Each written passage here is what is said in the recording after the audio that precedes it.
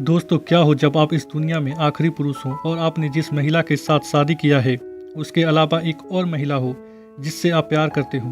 आपकी वाइफ और उस महिला के द्वारा आपको इजाज़त मिल जाए कि आप दोनों के साथ इंटीमेट हो सकते हैं, क्योंकि यह जिम्मेदारी आप तीनों के ऊपर है कि आप इस दुनिया को पहले जैसा बनाएं। क्या आपको खुशी महसूस होगी? यही चीज़ फील के साथ होता है और फील बहुत ही ज़्यादा खुश था, पर फिर कुछ ऐसा होता है जिससे फील के सारे सपने चूर चूर हो जाते हैं।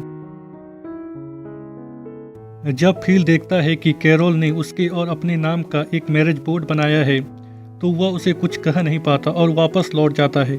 दूसरी तरफ हम एक कार को देखते हैं जो कि अलाइव इन टेक्सास लिखा देखकर टेक्सास सिटी की ओर निकल पड़ता है। फील, कैरोल और मेलिसा जब साथ में बैठकर बात कर रहे होते हैं तो कैरोल मेलिसा को अपने और फील के मैरिज के बारे में बताती है कि फील ने उससे कहा था कि अगर तुम इस दुनिया में आखिरी महिला भी हुई तो मैं तुमसे शादी नहीं करूँगा। और उसके एक दिन बाद फील का मन बदल गया और हमने शादी कर ली। फील मेलिसा को यह सब बात बताना नहीं चाहता था। कैरोल एक ड्रिंक लाने के लिए चली जाती है। फील को मेलिसा से बात करने का मौका मिल जाता है। वह मेलिसा को कहता है कि कल तुम क्या कह रही थी। मेलिसा फील से कहती है कि कल की बात तुम भूल जाओ, क्योंकि मैं नशे में थी। मुझे पता है कि तुम इस दुनिया में आखिरी इंसान हो, पर मैं तुम्हारे साथ शादी नहीं कर सकती, क्योंकि जब मेरे पति ने मेरे साथ चीट किया था तो मुझे पता है कि तो मुझे कैसा लगा था। तभी कैरोल फील को पॉपुलेशन बढ़ाने के लिए बुलाती है। फील कैरोल से कहता है कि इस तरह की बात सबके सामने मत किया करो। कैरोल फील के साथ मिलकर ज़्यादा से ज़्यादा बच्चे पैदा करना चाहती थी ताकि इस दुनिया को चलाया जा सके, पर फील मेलिसा के साथ सोना चाहता था। फील ये सब बात अपने बॉयफ्रेंड्स को बताता है। तभी फील के दिमाग में एक आइडिया आता है कि क्यों ना वह मेलिसा और कैरोल दोनों के साथ मिलकर इस दुनिया को आबाद करे।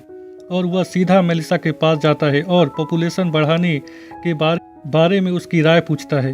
मेलिसा को लगता है कि फील कैरोल और अपने बच्चे की बात कर रहा है और वह फील की राय से सहमत होती है। फील इस बात को अपने लिए एक इशारा समझता है और कैरोल के पास जाता है रोते हुए, और ऐसा दिखाता है कि वह इस दुनिया के लिए कितना परेशान है। वह रोते हुए बोलता है कि हमें इस दुनिया की आबादी बढ़ानी होगी, जिसके लिए हमें ज़्यादा से ज़्यादा बच्चे पैदा करने होंगे। कैरोल को लगता है कि फील हमारे बच्चों की बात कर रहा है, पर फील उसे कहता है कि उसे किसी और महिला यानी कि मेलिसा के साथ भी सोना होगा।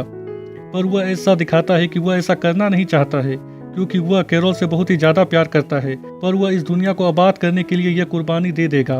कैरोल उसकी बात से सहमत नहीं होती। फील उसे कहता है कि अगर सिर्फ हमारे ही बच्चे हुए तो पॉपुलेशन कैसे बढ़ेगा? क्या वे आपस में सेक्स करेंगे? और वह कैरोल को सोचने का समय देता है।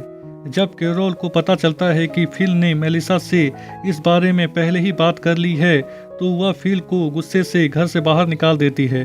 मेलिसा फील से पूछती है कि तुमने कैरोल को क्या कहा। फील उसे बोलता है कि मैंने उसे कुछ नहीं कहा है, पर मेलिसा को फील की बातों पर विश्वास नहीं होता और वह फील को सुनाकर वहां से चली जाती है। फील बहुत ही कोशिश करता है कि वह कैरोल और मेलिसा से माफ़ी मांग ले, पर वह दोनों फील को माफ़ नहीं करती।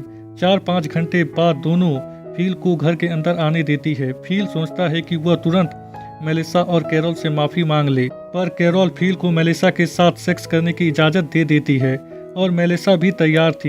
फील को लगता है कि ये इन दोनों की चाल है, पर जब कैरोल फील को कुछ शर्तों के बारे में बताती है जो कि उसे मानना ही होगा, जैसे कि हफ्ते में 3 बार ही वह मेलिसा के साथ सेक्स कर सकता है और जब मेलिसा प्रेग्नेंट होगी तो फील उससे दूर रहेगा। फील उनकी शर्तों को मान लेता है, पर यह नहीं दिखाता कि वह बहुत ही ज़्यादा खुश है और वह सीधा अपने कमरे में जाता है और अपने मुंह में एक तकिए को रखकर जोर से चिल्लाता है और अपनी खुशी को प्रकट करता है। अगले दिन फील जेंटलमैन की तरह तैयार होता है। कैरोल उसके पास आती है और उसे ताकत बढ़ाने के लिए कुछ मूंगफली देती है और मज़े ना करने को कहती है। फील मेलिसा को लेकर घर के बाहर एक फील्ड में जाता है जहां उसने एक बेड लगा रखा था और उस जगह का पूरा डेकोरेशन करके रखा था। मेलिसा फील के साथ इंटीमेट होने लगती है। फील मेलिसा को रोक देता है और कहता है कि वह आज की रात को स्पेशल बनाना चाहता है और वह बहुत सारे रॉकेट को आसमान में छोड़ता है, जिसे देखकर एक आदमी जो कि अलाइव इन टेक्सास देखकर टेक्सास में आया वह इनकी तरफ आने लगता है, जिसे हमने एपिसोड की शुरुआत में देखा था। फील मेलिसा के साथ इंटीमेट होने ही लगता है कि तभी वहां पर एक कार आ जाती है। फील को लगता है कि यह कैरोल है, पर जब उस कार से एक आदमी उतरता है तो फील उसे देखकर चौंक जाता है। क्योंकि अब इस दुनिया में वह इकलौता पुरुष नहीं था। वह आदमी अपना नाम थॉड बताता है, जो कि इन्हें देखकर बहुत ही ज़्यादा खुश था। वह इन्हें बताता है कि वह फायरवर्क की लाइट देखकर इधर आया, वरना वह दूसरी तरफ चला जाता। फील थॉड को देखकर बिल्कुल भी खुश नहीं था, क्योंकि उसने उसके सारे सपने में पानी फेर दिया था। फील यह सब बात कैरोल को बताता है। कैरोल बहुत ही खुश होती, क्योंकि अब फील को मेलिसा के साथ सोने की कोई ज़रूरत नहीं है। कैरोल थॉड को मेलिसा के पार्टनर के रूप में देख रही थी, पर फील का कहना था कि मेलिसा उस मोटे थॉड को कभी भी अपने पार्टनर के रूप में नहीं चुनेगी। जब रात में ये लोग बातें कर रहे होते हैं तो थॉड सबको बताता है कि उसकी फेवरेट मूवी शॉशैंक रिडेम्पशन है।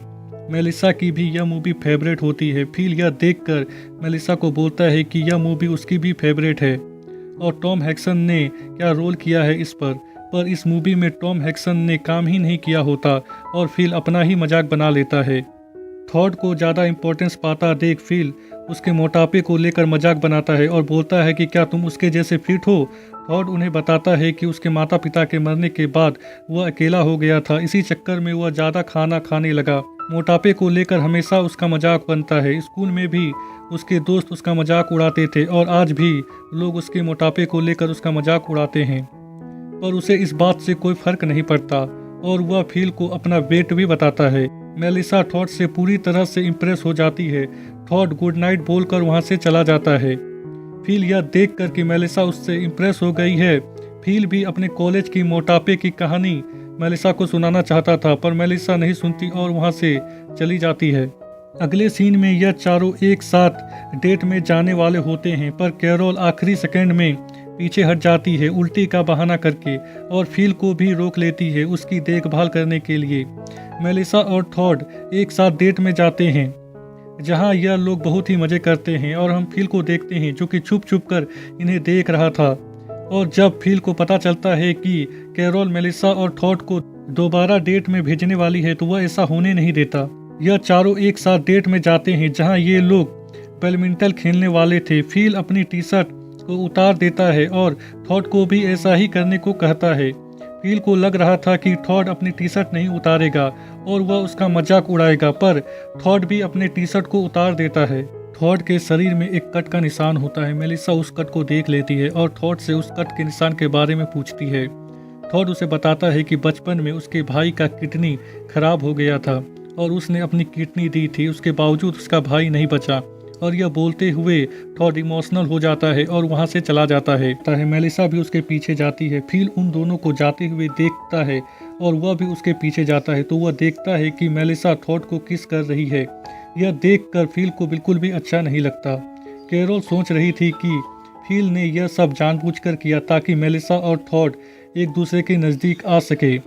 फील कैरोल से कहता है कि तुम्हारी सोच की तारीफ करनी होगी और अपने किए पर पछताता है और उन्हें किस करता हुआ देखता है। रात में हम फील को देखते हैं जो कि मेलिसा को थॉड के खिलाफ भड़काने की कोशिश करता है और बोलता है कि वह बिल्कुल भी सही इंसान नहीं है। मेलिसा को गुस्सा आ जाता है और वह उसके मुंह में दरवाजे को बंद कर देती है।